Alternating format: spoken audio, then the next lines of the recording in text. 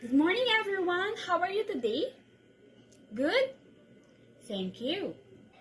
Before we welcome our new topic for today, let us now first recall on what we have discussed on our previous lesson.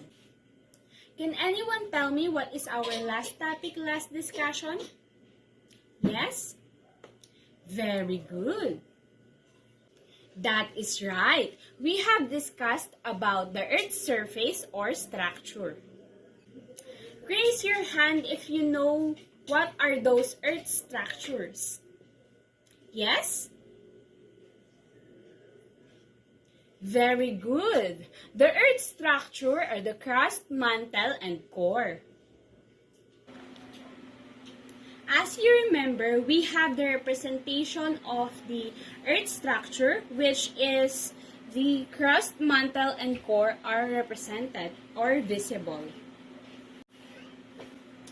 Can everybody please repeat what are the Earth structures? Very good. It is the crust, mantle, and core. In our representation, we have the crust, which is the thinner layer of the Earth. And we have next the mantle, which is the orange part of the Earth's surface. And next is the outer core. We have two parts of core. It is the outer and inner. In our representation, the outer core is the orange yellowish part of the Earth. And the inner core is the yellow part of the Earth. I am glad that you still remember our previous lesson. Let us now proceed on our new topic for today, which is the three common models of the Earth. To proceed on our discussion, we have the three common model of the Earth. It is the spherical or globe model, ellipsoidal model, and real Earth model. Can you repeat that, please, class? Very good. The spherical model is the most used model when we talk about Earth because besides it is a round shape, it is the most common model of the Earth. The world is approximately a sphere.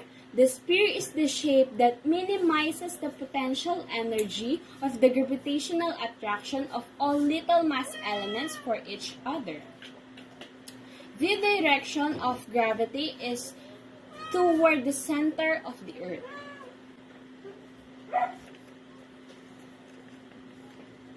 While the ellipsoidal model is a better representation of the Earth, because the Earth rotates.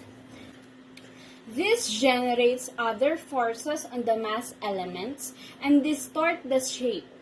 The minimum energy formed is now an ellipse rotated about the polar axis. This is called ellipsoid, or it is also called spheroid in some books.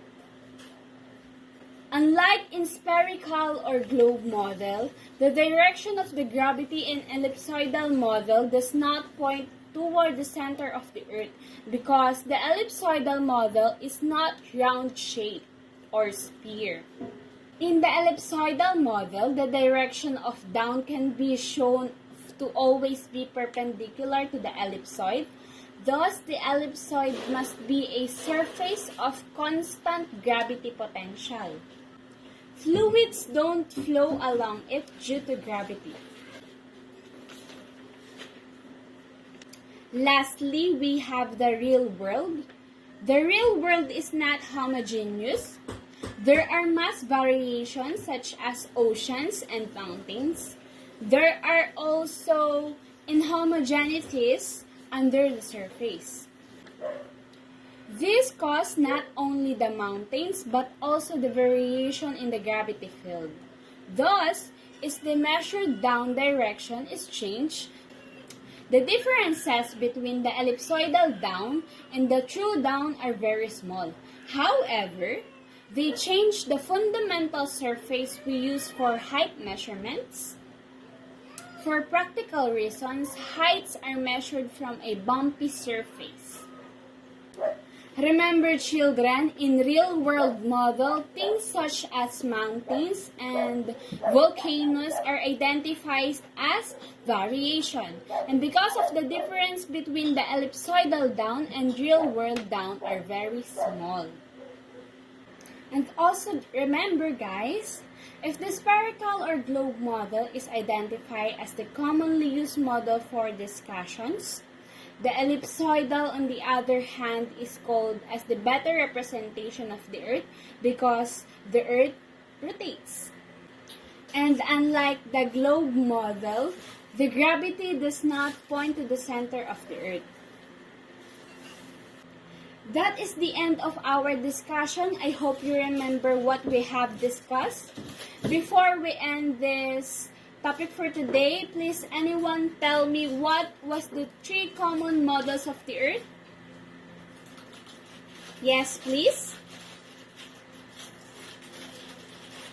Very good. Thank you everyone and see you on our next discussion.